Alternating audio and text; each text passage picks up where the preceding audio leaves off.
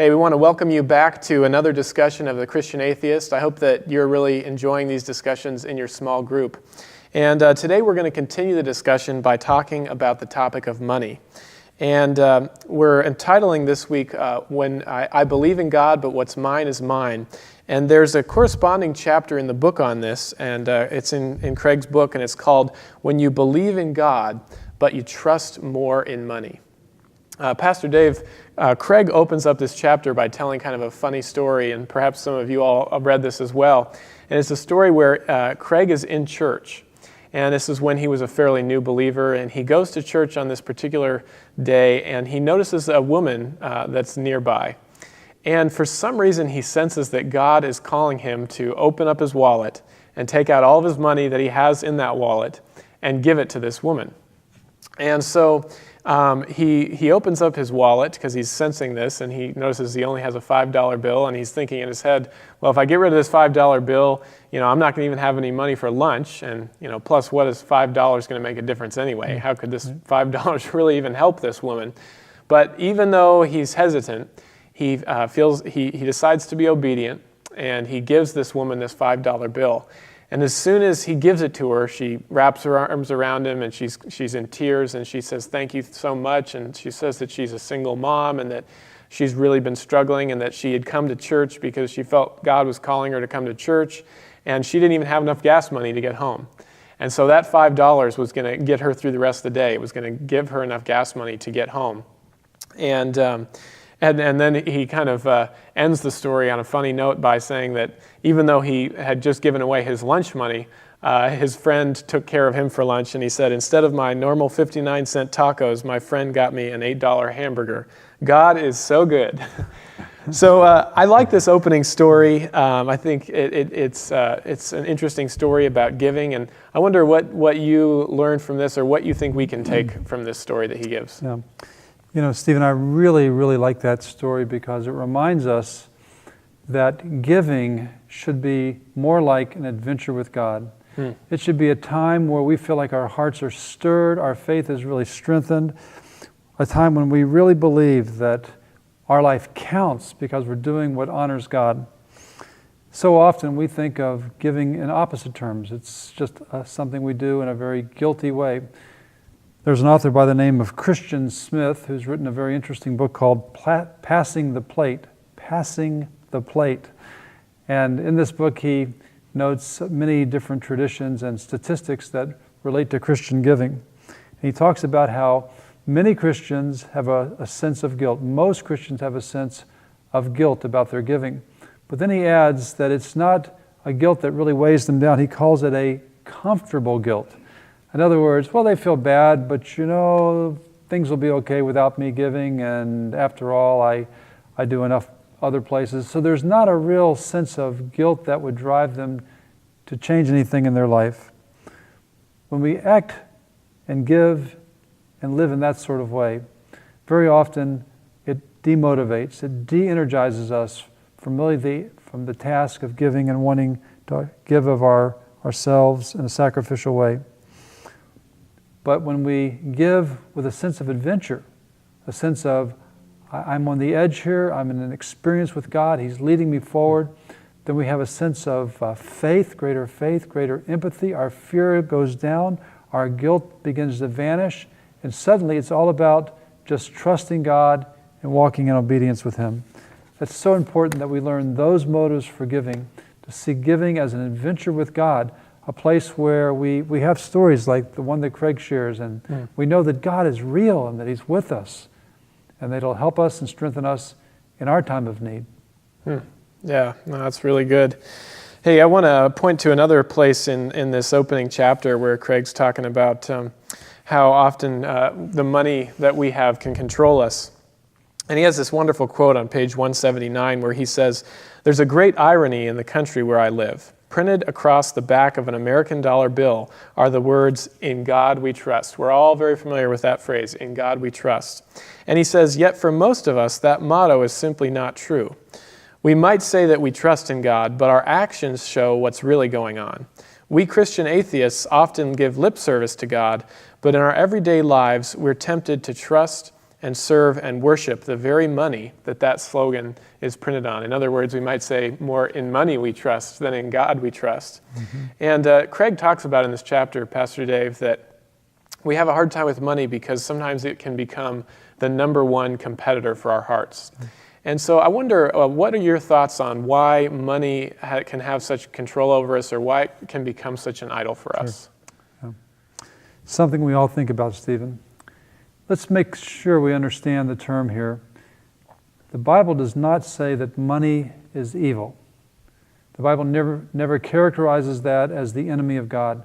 In fact, in the Scriptures, we see that some of the greatest saints in the Bible were people who are very wealthy, because money can be used for positive purposes, for kingdom purposes, for changing lives purposes, or it can be used in a very self-serving way. Really, it's not money that's the evil, it's the love of money that becomes the evil. It's the way money captures our hearts and pulls us away from God. And again, it's not even just money. It's not the fact that we have a number of $100 bills in our wallet.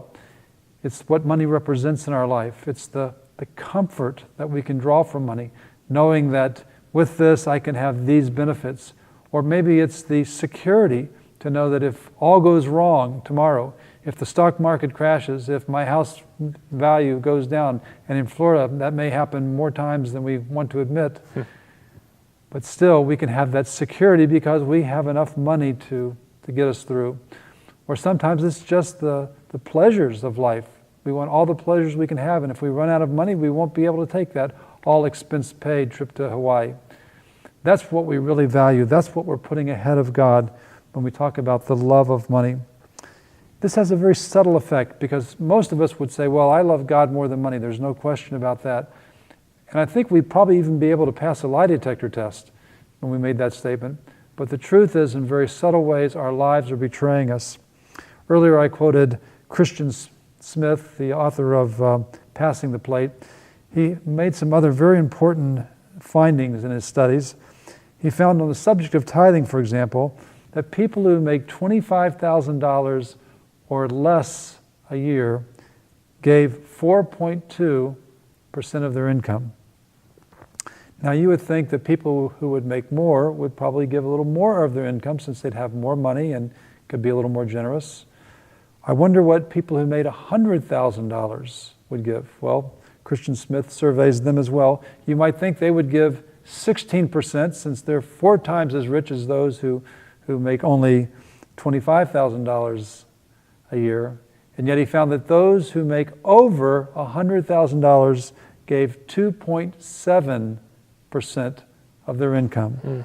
In other words, the more you make, the less willing you are to sacrificially give to others. It's very subtle. Money has a really tight grip on our lives. It calls and claims our heart. But Christ stands above that and says, follow me, not the God of this world. You must choose your master. No one can serve both God and money. Yeah, I think those are some really eye-opening statistics. I mean, I know in my own personal life, I often think, well, if I only had more money or made more money, then I would be able to give more. But sometimes when we make more money, we actually give less. So I think that's a really good point. Dave, it's clear to me that it's difficult for many Christians to put God first when it comes to their money, to giving money to the Lord. Craig talks a lot in this chapter about how we often give the leftovers to God. We're in the business of giving God whatever is left over. And if you add to this the goal of tithing, which we talk about in the church, the tithing becomes very, very difficult. It seems like it's almost beyond reach. I've always appreciated the joke about, you may have heard before about this conversation that a $1 bill is having with a $100 bill. And these two are talking, and the $100 bill is telling the $1 bill of all of the wonderful places that he's been. And he says, I've been to the World Series, and I've been to the finest hotels, and I've been all over the world traveling, and I've been to big sporting events, and I've seen the finest restaurants and all of these things. And the $100 bill finishes saying this to the $1 bill, and he asks the $1 bill, so tell me about your experiences in life. What have you seen? And the $1 bill says, Well, that all sounds very exciting, but all I've ever seen is the inside of a church offering plate. And I think what that illustrates for us is that we really just give our leftovers to God. And so, like I said, it's very hard for Christians to do this, and when you add to that this issue of tithing, it seems like it's beyond reach for many Christians. So I wonder if you could tell us, Pastor Dave, how can we think about getting started in giving to God in a faithful way with our money? Well, Stephen, you're right. Tithing is a difficult matter, and it's a struggle for many Christians. In fact, in our book, Craig Groeschel cites some very interesting statistics. He says that 21% of all people who go to church when the offering plate is passed give nothing, zero.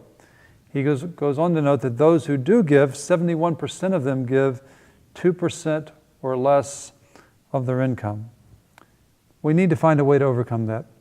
One practical step we could take is to certainly set a goal. Set some kind of goal in our giving. If we don't set a goal, things aren't really going to happen. For example, if I say, I really want to bulk up and really get in shape and strengthen those muscles that need to be kind of put back into good use. If I say that and I don't have any goal, I'm not going to go to the gym in a particular time or a number of times, I'll just do it whenever I feel like it. That goal probably won't be accomplished. I know another man who has the goal of every time he comes home from work, he walks through the front door into wherever the wife is, whatever part of the house, and he gives her a kiss. Now, I guarantee you that man is kissing his wife more than most men do, especially during that hour of the day, and he's probably enjoying the kisses with his wife across the board more than most men do, because he had a goal. Well, we want to have a goal in our giving. Let's say that you're giving 3% of your income. Let's say you're part of that 2% of your income. Maybe you could make a goal to give 3 or 4%. You're not sure exactly how you're going to do it. You make a plan and you trust the Lord to help you with that plan. Then at the end of the year, maybe you didn't get up to 5%. Maybe you had 4.5%. Your giving was growing. Maybe you saw the ways the Lord was providing for you. You're on that adventure with God. You're like Craig Groeschel giving that woman $5 when it was his last $5. And suddenly, God used that $5 as a story of faith that's going to last him his whole life. And you're accumulating stories where God's showing up in your life and supporting you and encouraging you. So the next year, maybe you want to set a goal of giving another 2 or 3%. And as you do that, God will honor that. God knows that it's hard to go from where you are now to the 10% unless you have a goal and you have a commitment to say, Lord, no matter how long it takes, I'm going to be on this path. I want to honor you with what you have given me. And in doing that, we will find that our needs are met and we'll also be a part of God's kingdom and blessing the world.